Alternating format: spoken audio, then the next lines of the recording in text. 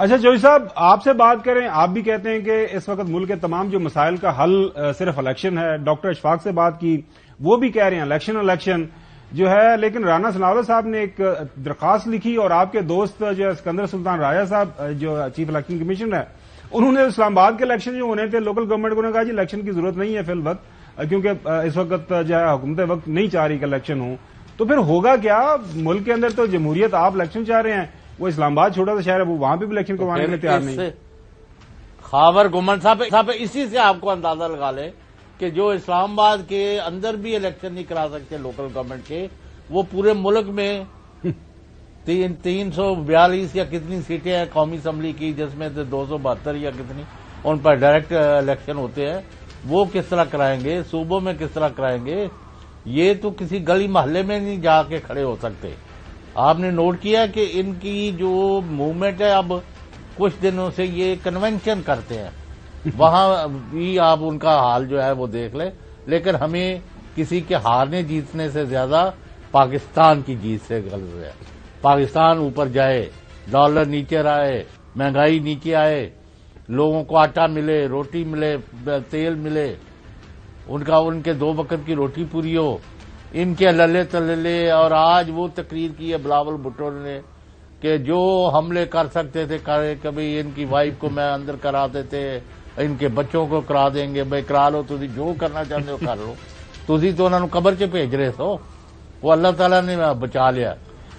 اچھا، آپ کی خود والدہ جو شہید ہو چکی ہیں، آپ کو ان باتوں کا سوچ کے بات کرنی چاہیے، لیکن نہیں.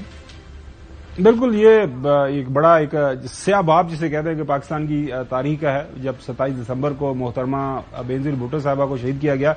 اور خابر صاحب یہ مجھے بتائیں کہ یہ کس they are banking on what?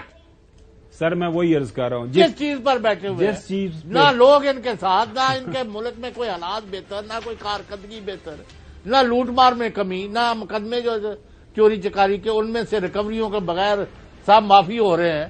تو پھر یہ کس چیز پر بیٹھے ہوئے ہیں؟ Who is backing them up؟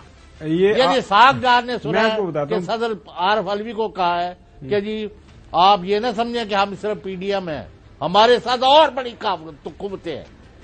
اچھا، کون سی قوتیں ہیں جن کو یہ وہاں واشنگٹن میں یہودی جو ہے وہ 8 ملین میں آپ کی عمارت خرید رہے ہیں. پہلے نمبر پر یہودی آئے ہیں، ایک گروپ جو امبیسی کی پرانی بلڈنگ ہے اس کو خریدنے 8 ملین US، اور دوسرا انڈین آیا 5 ملین. یہ یاد آتا چلیں پاکستانی کتنے مر گئے نے، کروڑا اربا روپے کے مالک نے، بلینز آف ڈالر کے مالک. چلیں یہ اسٹوری یہ سیپریٹ انشاءاللہ کل کریں گے، لیکن بریک کے بعد چوہدری صاحب میں آپ کو بتاؤں گا جو ڈاکٹر نہیں، اب تو ڈاکٹر ہی ویسے ان کو کہنا چاہیے، ڈاکٹر اسحاق ڈار صاحب جو ہیں وہ، کیونکہ معیشت کے ڈاکٹر ان کو مانا جاتا ہے نون لیگ کے اندر، ان کے کس چیز پہ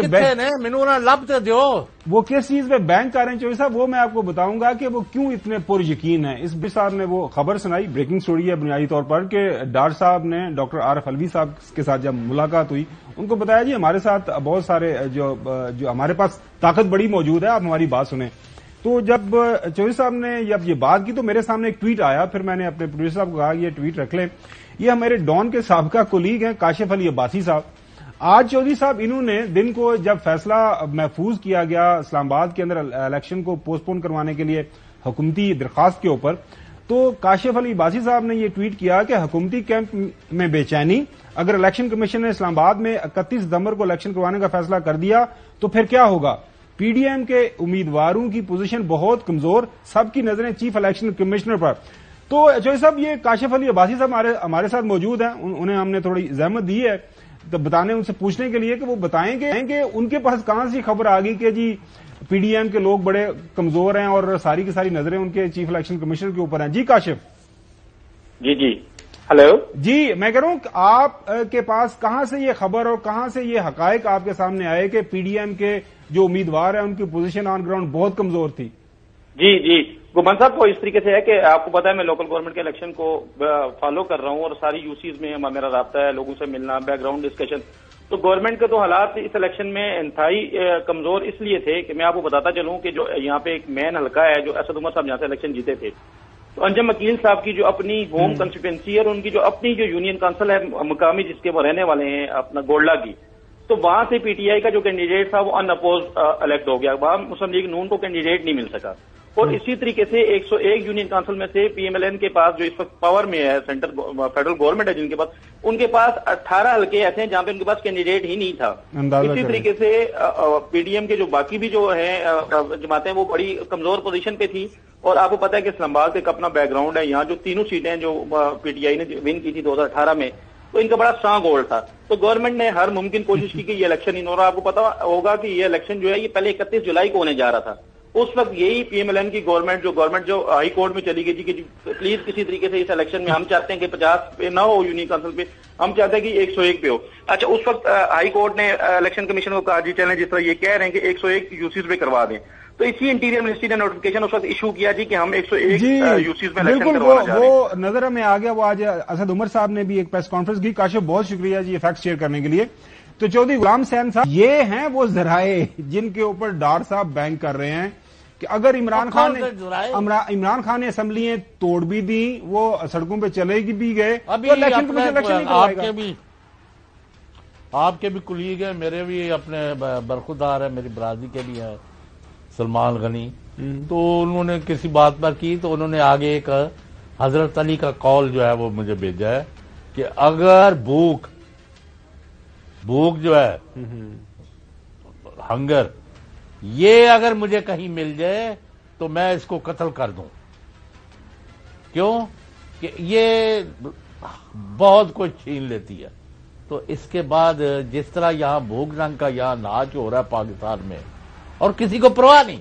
मैं जो बार बार एक आपसे बात कर रहा हूं ना, ये इनकी प्रेस कॉन्फ्रेंसेस, ये इनके अल्ले तल्ले, इनके सफर, कोई जहाज पकड़ता उधर निकल जाता है, कोई जहाज पकड़ता उधर निकल जाता है।